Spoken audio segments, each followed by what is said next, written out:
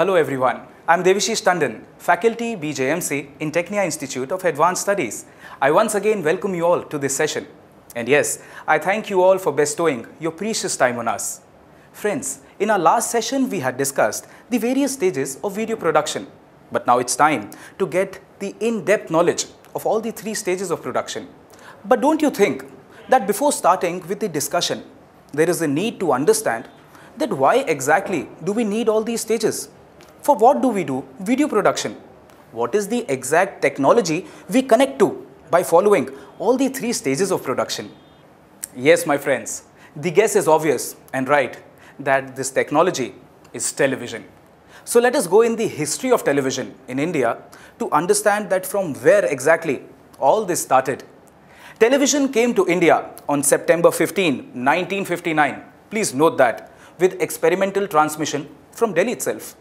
It was a modest beginning with a makeshift studio, a low-power transmitter, and only 21 community television sets. All India Radio provided the engineers and program professionals. A daily one-hour service with a news bulletin was started in 1965. You need to note this again. In 1972, television services were extended to a second city, then known as Mumbai. By 1975, television stations came up in Calcutta, Chennai, Srinagar, Amritsar, and Lucknow. In 1975-76, the satellite instructional television experiment brought television programs for people in 2,400 villages in the most inaccessible of the least developed areas through satellite lent to India for just 1 year. Doordarshan is a public broadcast terrestrial television channel run by Prasar Bharati, a board formed by the Government of India. It is one of the largest broadcasting organizations in the world in terms of infrastructure of studios and transmitters. Till 1975, only 7 cities were covered by Doordarshan, and it remained the only television channel in India. Television services were separated from radio in 1976. Each office of All India Radio and Doordarshan were placed under the management of 2 separate Director Generals in New Delhi. But finally, its existence came into being when Doordarshan became a national broadcaster. It is one of the largest broadcasting organizations in the world in terms of the infrastructure of the studios and transmitters that we have already discussed. Recently, it has also started digital terrestrial transmitters. Doordarshan is the only network that is permitted to broadcast television signals domestically. In a communications breakthrough for Indian television in July 1995, Doordarshan agreed for a US $1.5 million annual fee and 50% of the advertising revenue when it exceeds US $1.5 million to allow CNN to broadcast 24 hours a day via an Indian satellite. Indian television channel Doordarshan offers national, regional, local service of Indian television viewers. Doordarshan, or DD, became national when it started to telecast national programs in the year 1982. In the same year, color TVs were introduced in the Indian markets. The first color program was the live telecast of the Independence Day Parade on 15th August 1982, followed by the Asian Games being held in Delhi. The 80s was the era of Doordarshan, with soaps like Hum Log in 1984, Bunyad in 1986-87, and mythological dramas like Ramayan in 1987-88 and Mahabharata 1988-89 glued millions to Doordarshan. Other popular programs included Hindi film songs based programs like Chitrahar and Rangoli, followed by the crime thrillers like Karamchand starring Pankaj Kapoor, Byomkesh Bakshi and Janki Jasoos. And look at your parents right now. If you can look at your parents, please look at them. They will have a smile on their face because this reminds them of their nostalgia, their young days. Now more than 90% of the Indian population receives Doordarshan programs through a network of 1,400 terrestrial transmitters. Can you believe that? About 46 Doordarshan studios are presently producing TV programs. Currently, Doordarshan operates 19 channels, 2 All India channels, 11 regional languages satellite channels, 4 state networks, an international channel, and a sports channel. And yes, how can we forget 2 channels, Doordarshan Rajya Sabha and Doordarshan Lok Sabha, for live broadcast of parliamentary proceedings. On DD1, national programs, regional programs and local programs are carried on time-sharing basis. DD News channel was launched on 3rd November 2003, which replaced the DD Metro Entertainment channel that provided 24 hours news service. The regional languages satellite channels have two components, that is, the regional service for the particular state relayed by all terrestrial transmitters in the state and additional programs in the regional languages in prime time and non-prime time, available only through cable operators. Sports channel is exclusively devoted to the broadcasting of sporting events of national and international importance. And please note that, my friends, this is the only sports channel which telecasts rural sports like Kho-Kho, Kabaddi, etc. Something which the private broadcasters at that time would not have attempted to telecast, as it will not attract any revenue, na? But things have changed now.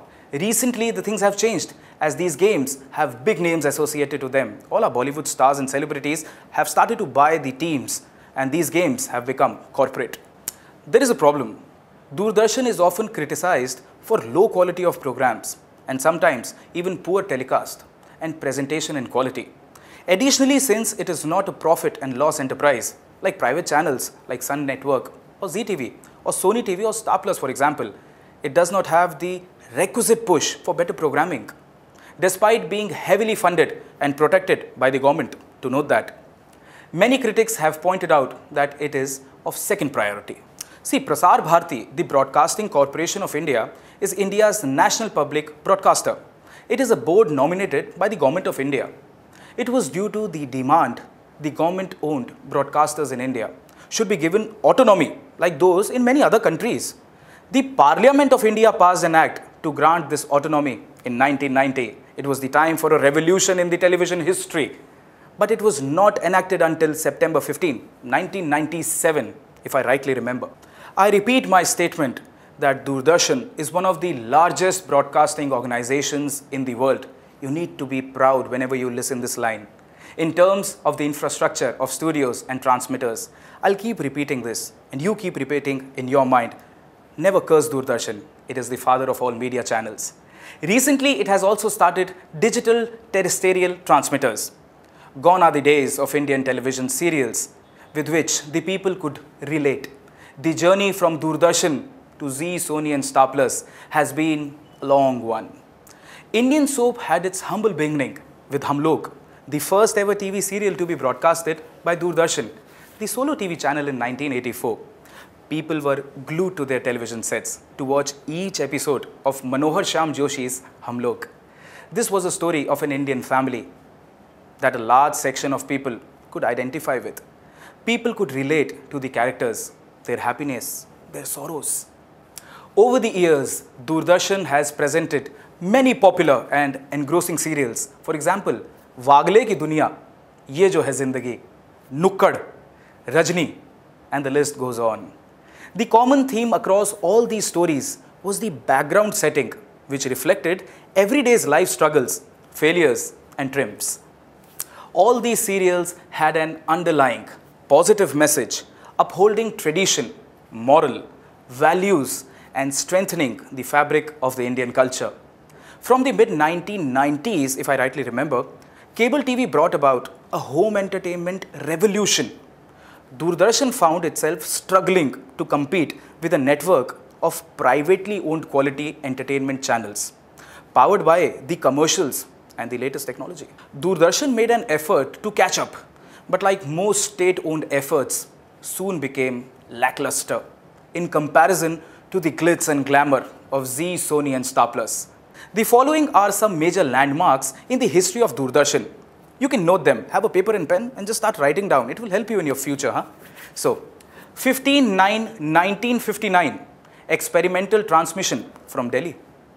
24/10/1961, school television for Delhi students. 15/8/1965, regular service with daily news bulletin in Hindi. Hindi, remember, 26/1/1967, I'll repeat it, 26/1/1967, Krishi Darshan, programs for farmers. 2/10/1972, television in a second city, that is Mumbai, then famously known as 1/8/1975, site launched. 1/1/1976, commercials introduced. 1/4/1976, Doordarshan delinked from AIR. 15/8/1982, national programs, color transmission, to note that, and networking through satellite. 19/11/1982, expansion through LPTs launched. 15/7/1984, first mass appeal serial, Hum Log. 15/8/1983, countrywide classroom of UGC launched. I hope you're noting and not sleeping, huh? Please keep noting. 9/8/1984, second channel at Delhi.